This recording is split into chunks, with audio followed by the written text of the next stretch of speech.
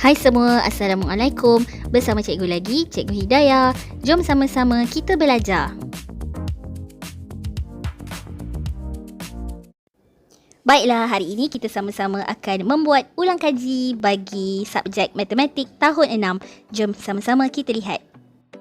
Baiklah murid-murid, soalan ini cikgu telah berikan linknya di caption. Jadi murid-murid boleh cuba untuk menjawab soalan ini dan dapatkan link soalan di caption. Okay? Baik, kita lihat pada set soalan yang pertama ini. Baik, soalannya ialah padankan pecahan dengan rajah yang betul.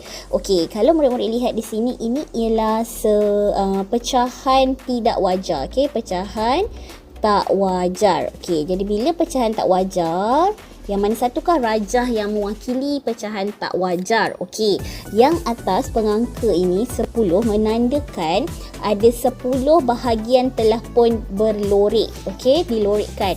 Okey, manakala yang penyebutnya bahagi ataupun per 3 bermaksud setiap rajah itu telah dipecahkan atau dibahagikan kepada 3 bahagian yang sama besar. Okey, jadi murid-murid lihat dekat sini, kalau yang atas cikgu kata yang berlorek. Okey, yang mana satu antara 3 gambar ini yang ada 10 bahagian berlorek. Okey, kalau yang pertama dah salah kan? Okey, kita lihat yang kedua. 1, 2, 3, 4, 5. Okey, 6, 7, 8. Pun dah salah. Okey, kita lihat yang bawah. 1, 2, 3, 4, 5, 6, 7, 8, 9, 10. Jadi murid-murid dapat lihat dekat sini ada 10 bahagian yang berlorek dan setiap rajah telah pun dipecahkan ataupun dibahagikan kepada 3 bahagian yang sama besar. Jadi ini adalah rajah yang tepat. Okey, sekarang kita lihat soalan yang kedua. Tukarkan 9/2 kepada nombor bercampur. Masih lagi pecahan tak wajar 9/2. Bagaimana kita ingin tukarkan pecahan tak wajar kepada nombor bercampur? Okey, kita bahagikan sahaja. Okey, 9 dalam rumah, dalam bawah bumbung, 2 dekat luar bumbung. Okey, sifir 2 ya. Untuk siapa yang masih belum hafal sifir 2, boleh lihat di tepi sini. Okey, ini adalah sifir 2. Okey, jadi kita lihat di sini, ada tak dalam sifir 2 yang kita dapat jawapannya 9? Tak ada, tapi 9 terletak antara 8 dan 10. Oleh itu kita boleh ambil yang lebih kecil dan paling dekat, iaitu 8. Yang keberapa? 1, 2, 3, 4. 4. Jadi 4 darab 2 sama dengan 8. Kita tolakkan akan ada 1 baki. Baik, macam mana kita nak jadikan nombor bercampur? Nombor bercampur ni ialah terdiri daripada nombor bulat dan juga pecahan. Jadi kita akan ambil biasanya bahagi yang mana jawapannya. Ni di atas. Okey, jawapan untuk bahagi biasa akan ada di atas. Oleh itu kita akan ambil jawapan dahulu. 4 sebagai nombor bulat, kemudian bakinya sebagai pengangka dan 2 adalah sebagai penyebut. Okey, jadi 9/2 adalah bersamaan dengan 41/2. Okey, jadi kalau murid-murid dapat lihat di sini, penyebut kita masih sama. Okey, mari kita lihat soalan kedua. Rajah 1 menunjukkan beberapa batang pensel dan 2 batang pen yang terdapat di dalam sebuah bekas. Okey, kita dapat lihat di sini yang lebih panjang ni pen lah. Okey, yang pendek ni adalah pensel. Okey, apakah kebolehjadian sebatang pembaris dipilih? Pembaris dipilih secara rawak dari bekas itu. Tandakan right pada jawapan yang betul. Okey, cuba murid-murid lihat dekat sini. Boleh tak keluar ataupun kita ambil pembaris daripada rajah ini? Tak mungkin berlaku. Kerana apa? Kerana memang tak ada pembaris pun dalam ni kan. Jadi kebolehjadiannya ialah kecil kemungkinan ke, besar kemungkinan ke, atau mustahil? Pastinya mustahil kan, sebab tak ada pembaris. Macam mana pula kita boleh ambil pembaris? Okey, seterusnya, apakah kebolehjadian sebatang pensel dipilih secara rawak dari bekas itu? Apa dia punya kebolehjadian? Kita dapat lihat dekat sini, pensel lebih banyak bilangannya berbanding pen. Oleh itu kebolehjadiannya mestilah besar kemungkinan, kerana bilangan pensel lagi banyak. Jadi untuk kita ambil pensel tu lebih tinggi kebarangkaliannya daripada pen. Okey, jadi kita punya kebolehjadian ialah besar kemungkinan. Baik, kita lihat soalan yang seterusnya. Rajah 2 menunjukkan 4 kepingkat nombor. Okey, nyatakan nilai digit. Okey, ingat digit bermaksud nombor. Okey, biasa murid-murid akan keliru nilai digit dan nilai tempat. Digit ialah nombor, manakala tempat ingat seperti tempat tinggal. Okey, tempat seperti tempat tinggal. Tempat tinggal untuk nombor apa dia? Tak lain tak bukan sepuluh, ratus, ribu sehingga juta. Okey, itu tempat tinggal untuk nombor. Jadi kalau nilai digit bermaksud apakah nilai digit 8 di sini? Ini yang bergaris kan? Okey, kalau murid-murid tak tahu, murid-murid boleh mula dari belakang. Okey, macam ni sepuluh, ratus, ribu. 8,000. Okey, jadi kalau murid-murid tak tahu 8,000 tu ada berapa sifar, murid-murid tengok dekat belakang dia ada berapa nombor. Ada 3 nombor bermaksud akan ada 3 sifar. Okey, jadi 8,000 adalah nilai digitnya. Okey, seterusnya hitungkan jumlah. Jumlah, apakah operasi yang perlu kita lakukan jika kita nampak perkataan jumlah? Tak lain tak bukan operasi tambah. Okey, nombor terbesar dan nombor terkecil.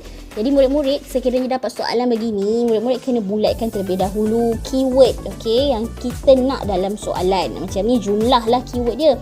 Lepas tu terbesar dan terkecil. Okey, jadi dekat sini murid-murid lihat yang mana satu nombor yang paling besar. Okey, untuk membandingkan nombor, murid-murid kena lihat daripada digit yang pertama sekali, depan sekali. Jadi dekat sini digit pertama semua 1. Jadi kita tak boleh buat perbandingan sebab 1 sama sahaja nilainya kan. Jadi kita akan pergi ke digit yang kedua, nilai yang kedua. So dekat sini kita nampak yang paling besar ialah 18,503. Okey, yang paling kecil sifar kan. Okey, jadi 10,385. Jadi murid-murid akan hitungkan jumlahnya, tambahkan sahaja kedua-dua nombor ini. Okey, kita ke soalan yang keempat. Sebuah tangki dapat diisi dengan 1,000 liter air.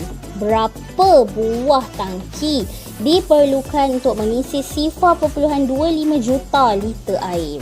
Okey, kalau murid-murid perhatikan di sini 0.25 juta ini merupakan perpuluhan juta. Untuk kita tahu berapa buah tangki kita perlukan untuk mengisi 0.25 juta liter air ini, kita perlu bahagikan. Okey, kita perlu bahagikan 0.25 juta liter air ini dengan 1,000.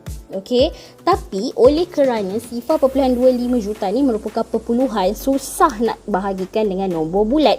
Oleh itu kita boleh buat macam mana? Kita boleh tukarkan terlebih dahulu.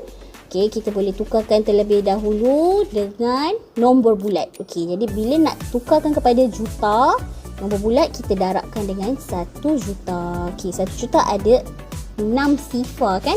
Okey, oleh itu kita akan gerakkan 0.25 ni, titiknya kita gerakkan sebanyak 6 kali ke kanan. Okey, 1, 2, 3, 4, 5, 6. Okey, lepas tu murid-murid lihat dekat sini, tempat yang tak ada nombor ni, murid-murid letakkan sifar di situ. Jadi ada 4 sifar di situ. Jadi murid-murid akan dapat berapa jawapannya? Okey, murid-murid akan dapat 250,000. Okey, dah tak lagi ada perkataan juta sebab sekarang ini adalah nombor bulat. Dia bukan lagi perpuluhan. Okey, bila kita dapat macam ni, mudah untuk kita buat. Okey, kemudian 250,000 liter kan kita ada unit di sini, bahagikan dengan 1,000 liter. Okey, dekat sini mudah sangat sebab murid-murid boleh potong sifar sahaja. Potong 1 sifar, potong 2 sifar, potong 3 sifar. Ni boleh tak potong? Tak boleh kerana belakang dah tak ada sifar lagi. Jadi berapakah bilangan tangki yang diperlukan? Inilah jawapannya, 250 buah tangki. Okey. Baik, B. Jadual 1 menunjukkan had muatan tangki air bagi 2 jenis rumah. Okey, rumahnya adalah rumah setingkat dan rumah 2 tingkat. Okey, apa soalan yang ingin? Okey, hitung isi padu dalam liter had muatan penuh tangki air bagi 3 buah rumah setingkat. Okey, Okey, jadi kita lihat kat sini dia nak 3 buah rumah setingkat. Jadi kita letak dekat rumah setingkat ni 3. Dan sebuah rumah 2 tingkat. Satu sahaja. Okey, kalau sebuah rumah setingkat, okey, dia boleh isi 650 liter air. Jadi macam mana kita nak dapatkan 3? Kita kena guna operasi darab. Okey, kita nak tambahkan 3 kali pun boleh tapi lambat. Okey, jadi lagi mudah kita darabkan sahaja. Okey, jadi 650 liter air darabkan dengan 3. Okey, kemudian kita kena tambahkan dengan 2 tingkat, rumah 2 tingkat. Dia cuma nak sebuah rumah saja. Sebuah rumah kita dah tahu kat sini 900 liter. Jadi kita tambahkan saja dengan 900 liter air. Okey, jadi kita kena buat dulu operasi darab yang depan ni. Dapat tahu untuk 3 buah rumah berapa isi padu airnya. Kemudian kita tambahkan lagi dengan isi padu air bagi sebuah rumah 2 tingkat. Dapatlah jumlah dia. Okey, murid-murid. Baik, kita ke soalan yang seterusnya. Jadual 2 menunjukkan bilangan manggis yang dijual oleh Rashid bagi 2 hari. Rashid mempunyai 870 biji manggis untuk dijual. Okey, alright. So dia kata ini untuk 2 hari, hari Sabtu dan hari Ahad. Okey, tapi dia mempunyai 870 biji manggis untuk dijual. Okey, jadi sekarang kita lihat soalannya. Hitung bilangan manggis yang tinggal. Bila ada perkataan tinggal ni maksudnya baki dia. Okey, jadi apa kita nak buat mula-mula sekali? Kita tambahkan terlebih dahulu berapa jumlah bilangan manggis yang dapat dijual dalam 2 hari ini. Bila kita dah tambahkan, bilangan asal manggis ini ada 870 kan? Okey, jadi lepas tu kita tolakkan untuk dapatkan baki yang masih belum dijual. Okey, jadi kita tambah terlebih dahulu yang dah dijual pada hari Sabtu dan hari Ahad. Okey. Right, ni yang dah dijual tolakkan dengan bilangan asal manggis yang perlu dijual. Jadi kita akan dapat baki yang tinggal. Okey, seterusnya nombor 6. Rajah 3 menunjukkan seutas dawai, nyatakan panjang dalam sentimeter dawai itu. Okey, murid-murid lihat dekat sini. Berapakah ukuran panjangnya? 5 meter 4 cm. Kalau murid-murid lihat kat sini, dia nak dalam unit sentimeter sahaja. Jadi siapa yang murid-murid nak tukarkan? Rumah meter, unit meter atau unit sentimeter? Mestilah unit meter sebab dia tak sama. Kalau yang ni memang dah sama dalam sentimeter. Okey, ingat meter ke sentimeter darab 100. Okey, sentimeter ke meter bahagi 100. Okey, oleh itu murid-murid kena darabkan dulu 5 meter dengan 100. Jadi murid-murid akan dapat 500 sentimeter. Jangan lupa tambahkan dengan 4 sentimeter yang lebih. Okey, jadi murid-murid akan dapat 504 cm. Okey, mudah kan?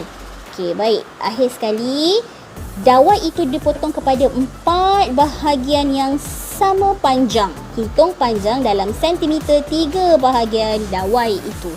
Okey, jadi macam mana murid-murid nak selesaikan? Okey, asalnya panjang dawai adalah 504 cm. Kita potong kepada 4 bahagian yang sama panjang. Ini maksudnya kita bahagikan. Okey, sama panjang. Kita faham dekat situ dia dah pun dibahagikan kepada 4 bahagian. Okey, so bila murid-murid bahagikan, kita bahagi sama-sama. 1 darab 4, kita tolakkan. 5 tolak 4, 1. Bawa turun sifar 10 tak ada dalam sifir 4. Paling dekat 2 darab 4, 8. Kita tolakkan. 10 tolak 8, 2. Bawa turun 4. Apa darab 4 dapat 24? 6. 6 darab 4, 24. Tak ada baki. Jadi, okey, murid-murid dapat lihat satu dawai. Okey, satu bahagian dawai panjangnya ialah 126 cm Jadi macam mana nak cari untuk 3 bahagian dawai? Murid-murid boleh darabkan 126 cm darab dengan 3 bahagian dawai. Okey, kalau murid-murid tak tahu nak gunakan bentuk lazim, murid-murid boleh buat menggunakan kaedah lattice. Okey, ini adalah kaedah lattice ataupun kaedah kekisi. Okey, nanti murid-murid akan dapat jawapannya. Baiklah murid-murid, selamat belajar.